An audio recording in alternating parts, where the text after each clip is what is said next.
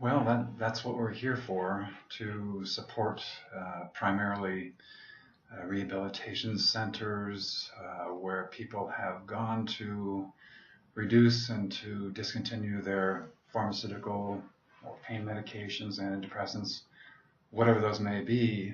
And we provide purification therapies because the idea behind that is that when people have been taking these synthetics for a long period of time, their body, their cells, their tissues have retained a lot of the residues when drugs are metabolized, both in the liver and also to some extent in the cells. Not really metabolized, but the molecule, the drug, enters into various cells, pretty much all the cells of the body and nervous system and brain, attached to nucleus, the receptors on nuclei, and then are supposed to be transported out of the cells. But very often these residues, what I call residues, are left behind, and that really compromises the function of all the cells and tissues of the body.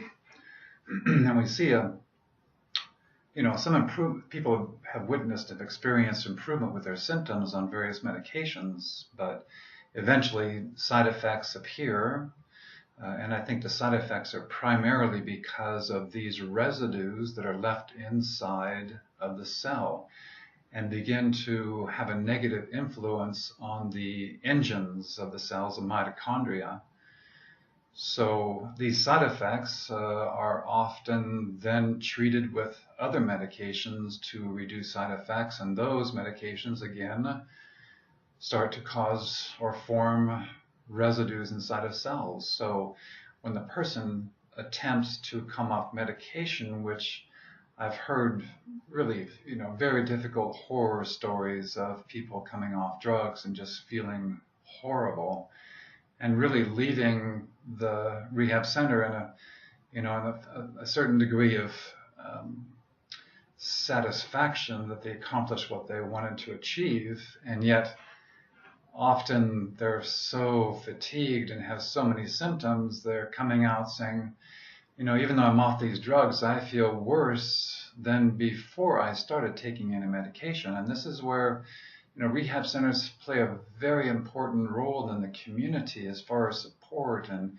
the circles of trying to become well and understand the psychology of what they're going through and to work on that level. But what's missing, what the key that's missing here is restoring really both the physical and mental health of these people by assisting their body, the brain, the cells of all the tissues to excrete these residues. And until these residues are removed from the interior of cells and also out of the fluid which bathes all these cells where these residues are expelled from the cells, that lymphatic fluid becomes very concentrated in toxins, becomes like a swamp.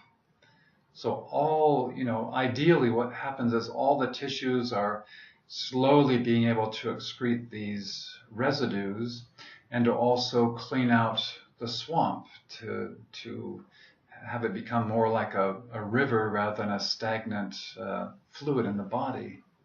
And this is what we're offering rehab centers, is a way to improve the outcome of their clients, to restore the vibration, the function of all the cells of the body by removing these toxins, and to really tremendously reduce the rate of failure. When people relapse, it's a very high percentage.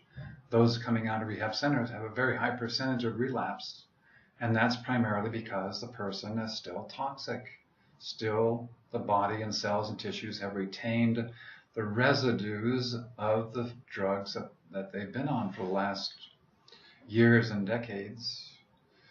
And this is a biochemical, physiological certainty that not until these residues are removed will a person ever reestablish their health. So that's the principles upon which we function, the therapies we provide.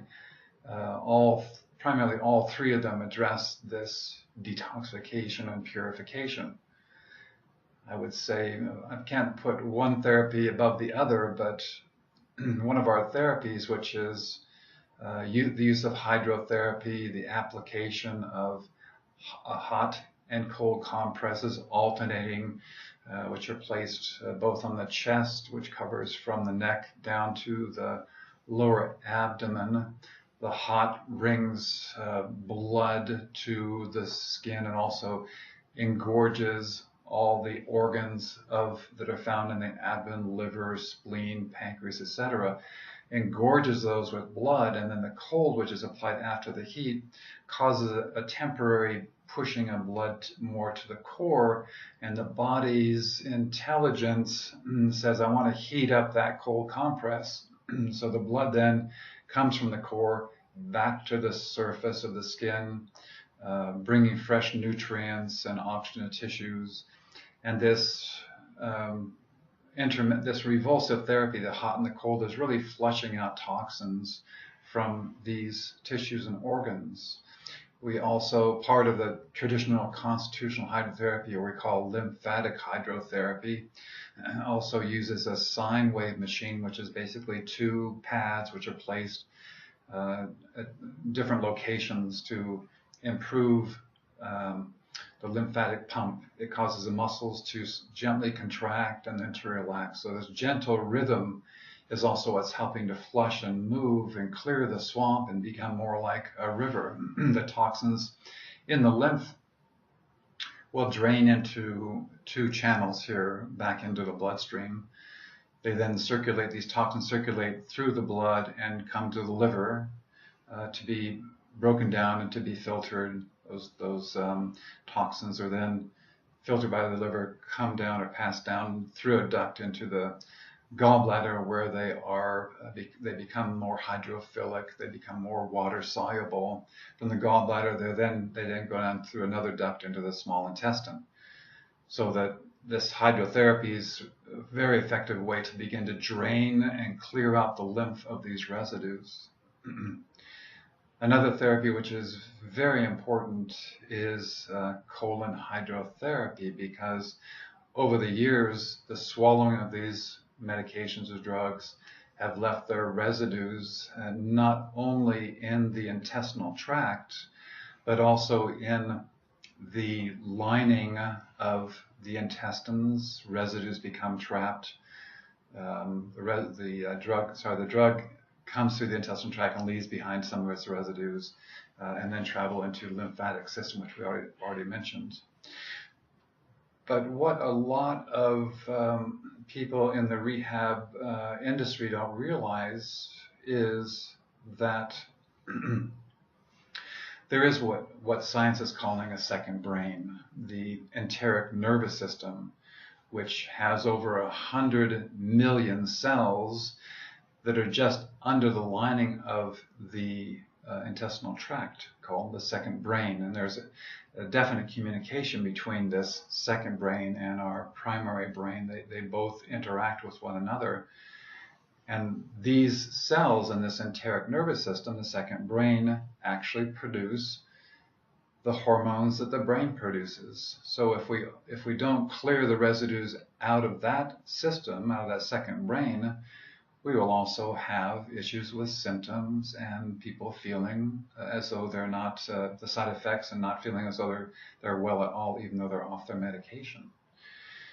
So again, the ecology of the gut is very important in its interface with all the cells and tissues of the brain and body. And therefore, cleaning out the colon, especially during the purification program, is a very, very important way to help people to feel much cleaner, clearer, and also to begin to shift and improve the ecology of the gut.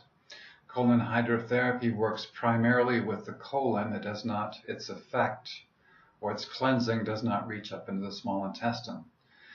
But as those residues, which I mentioned before, which are coming from the liver, gallbladder into the small intestine, partly because they're now water soluble, can be absorbed back into the body. So we want to flush those toxins out of the intestinal tract as quickly as we can so that they will not be absorbed back into the body. Everything to do with colon hydrotherapy is a completely sterile therapy, and it will simply cleanse, gently cleanse with very low pressure, water coming into the colon, releasing the stool and all the residues leaving through a sterile tube, another rise of water into the colon, again another release. This goes on for about 45 minutes. People have anywhere from 5 to 10 releases, and really afterwards their eyes are brighter, their mental clarity is returning, and they feel an immediate shift. When you think about how many people that have constipation or poor gut ecology, leaky gut, overgrowth of yeast or fungus, parasites, etc., that alone of clearing those pathogens and improving gut ecology is one major positive benefit of the colon hydrotherapy. That the second, or maybe primary for some people, is to get these residues out of the intestinal tract and reduce the reabsorption of toxic waste. The third therapy we use for purification has to do with one of the major detoxification pathways, which is the skin. As I mentioned before, these residues from drugs are found maybe not so much in the blood, but really in the lymph fluid and also the interior of cells. One of the major tissues that the body chooses to compartmentalize these residues when they're circulating through the body are fat cells. I suppose the body feels that it's trying to protect the brain and neurological system and the reproductive system, and says, I choose to shunt or compartmentalize these residues in the least important tissues, the fat cells. And for most people, the primary fat tissue is just under the skin, called the subdermal fat layer. If we can promote perspiration or sweating, sweat glands opening up, and actually releasing some of the toxins. We know that the fat-soluble toxins and most of these chemicals and drugs are fat-soluble. Otherwise, they could not enter the interior of a cell through the lipid membrane. They are shunted into fat cells, and we know that through perspiration we can assist the body to detoxify or purify through sweating these toxins out through the skin. And this has been, there's many other cultures in the world that saunas are part of the culture. And we in the United States have not adopted this wonderful therapy. If we could just do that alone for our country, we'd see a much lower problems with chronic illnesses. So we do the saunas a little bit differently. I don't like using infrared because it does penetrate deep through the skin, and because of that, toxins will be released from fat cells into the body and then have to travel through the lymph system and then be purified or removed, filtered by the kidneys and by the liver. So we prefer using more superficial heat, which is going to be the steam sauna, to not penetrate the heat too deeply and to allow the residues to come out through perspiration. But the other adjunct to the steam sauna is a cool shower. And we have people in the sauna first. We ask them to stand there long enough so they have a good sweat going on. Maybe it's 10 minutes for some people. And they simply open the capsule, step outside and enter a cool shower for 10 seconds to 30 seconds, and then step back into the sauna and then start another 10 minutes. So it's back and forth. It is hot sweating, the cold in the shower, back to the heat with more perspiration. And what this accomplishes is that heat, the body's response to heat is to bring blood to the skin, to the capillaries. And then if that is not enough to cool the blood, since we are in the sauna, it will start opening the pores to sweat, which if we sweat normally, that it's a cooling evaporation sensation and it cools down the blood. But in the sauna, the heat stays, the blood stays on the surface and engorges the capillaries and the fat cells, etc. So stepping out of the heat into the cold water causes the reflex for the body to change the circulation to bring the blood back into the core of the body, thinking that it now needs to warm up the blood. So there's this revulsive therapy of blood circulating to the skin, then being back to the core, back to the skin with the heat, back to the core with the cold. Every time that the blood leaves the skin with the cold, it's bringing away a lot of toxins to the core. The body is now oxygenating that blood quite heavily. And then the heat again brings that oxygenated blood to the skin and allows somehow more toxins to be released through the perspiration. So hot and cold therapy has been used, hydrotherapy has been used for hundreds of years. Primarily started in Europe. It brought its way into the early 20th century into the United States, and there were schools of just learning how to use hydrotherapy. The Kellogg Sanitarium was probably one of the most famous for use of hydrotherapy for the restoration of health and rejuvenation back in the 1910s, 1920s.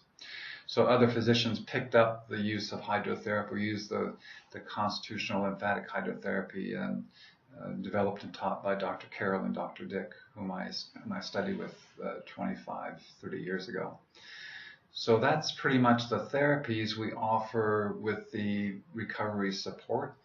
We also offer supplements which help to provide nutrients for the cells of the body, because most of the time people that have been on medication for a long time have eaten poorly, do not digest their food thoroughly, have issues with assimilation. So part of the side effects of the drugs is also because the cells of the brain and the body are not receiving the nutrients they require to function optimally.